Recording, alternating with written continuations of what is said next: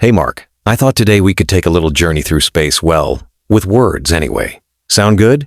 Honestly, I love it. Every time we talk about space, it sparks my curiosity. Plus, there's something about starting with the basic star, moon, planet that makes it all feel more real. Exactly.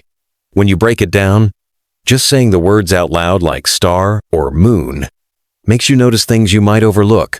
I remember looking up at the dark sky once, repeating the words, and suddenly it felt like I was learning them for the first time.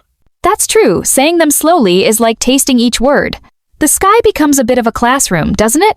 Especially when you spot a little dot and realize, hey, that dot might be a planet or even a star far away.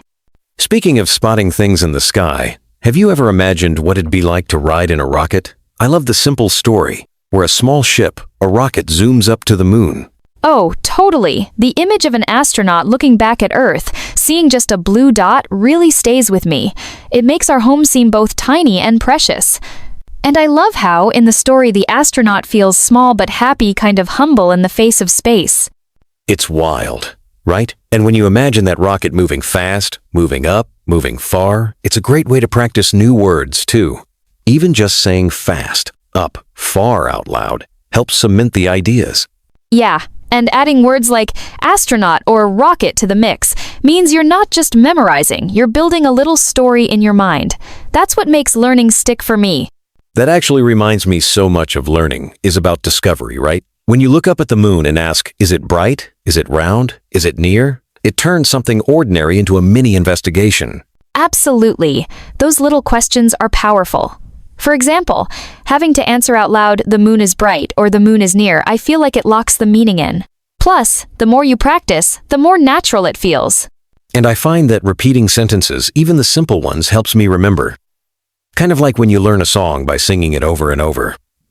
It's the same with these short sentences. Funny you say that, because when we dive into words like orbit or gravity, things can get tricky, but the simple explanations help. Orbit is just the path the moon moves on, and gravity is that invisible pull keeping our feet on the ground. It's such a relief when someone breaks it down. Like, the moon moves in an orbit, or gravity keeps us on Earth.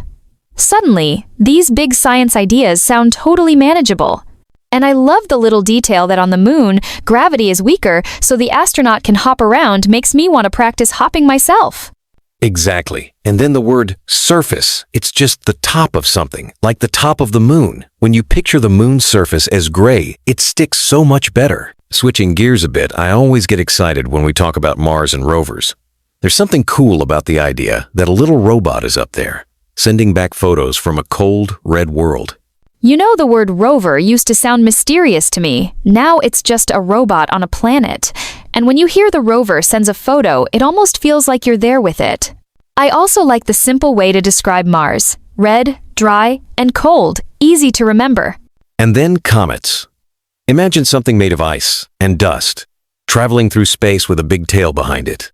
Picturing the comet has a tail helps you remember both the look and the word in one go. So after learning all these words and stories, it's helpful to check what you remember with a quick quiz. But my favorite part is slowing down at the end, breathing, and just thinking about the sky and the stars. That ending is surprisingly relaxing. When you close your eyes and imagine the stars, the moon, the sun, it's like all the words and facts settle in. And I really like the tip for teachers too. Pause often, give time to repeat, and celebrate every small success. Makes learning feel encouraging instead of stressful. Exactly. And maybe tonight, I'll step outside, look up, and see if I can spot Mars or a bright star. Sometimes, that's the best homework, just being curious and saying what you see.